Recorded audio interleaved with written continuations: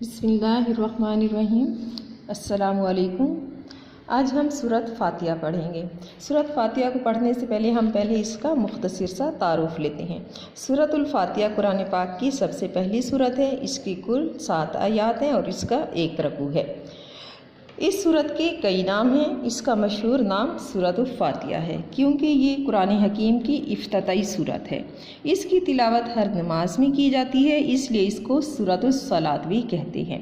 اس کا نام سورۃ المناجات بھی ہے کیونکہ اس سورت میں دعا مانگنے کا طریقہ سکھایا گیا ہے۔ سورۃ الفاتحہ دعا ہے اور پورا قرآن حکیم اللہ سبحانہ و تعالیٰ کی طرف سے اس دعا کا جواب ہے۔ سورۃ الفاتحہ کے تلاوت کے اختتام پر آمین کہنا مسنون ہے۔ یہ سورۃ الفاتحہ کا مختصر سا تعارف تھا۔ اب ہم اس سورت کو بما ترجمہ زبانی یاد کرتے ہیں۔ اعوذ باللہ من الشیطان الرجیم۔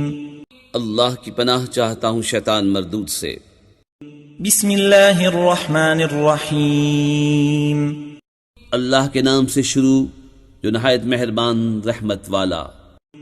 الحمد للہ رب العالمین الرحمن الرحیم مالک یوم الدین ایاک نعبد و ایاک نستعین اہدنا الصراط المستقیم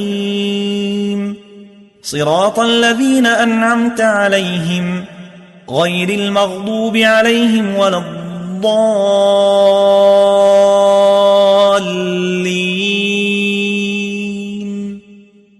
سب خوبیاں اللہ کو جو مالک سارے جہان والوں کا، بہت مہربان رحمت والا، روز جزا کا مالک۔ ہم تجھی کو پوجیں اور تجھی سے مدد چاہیں۔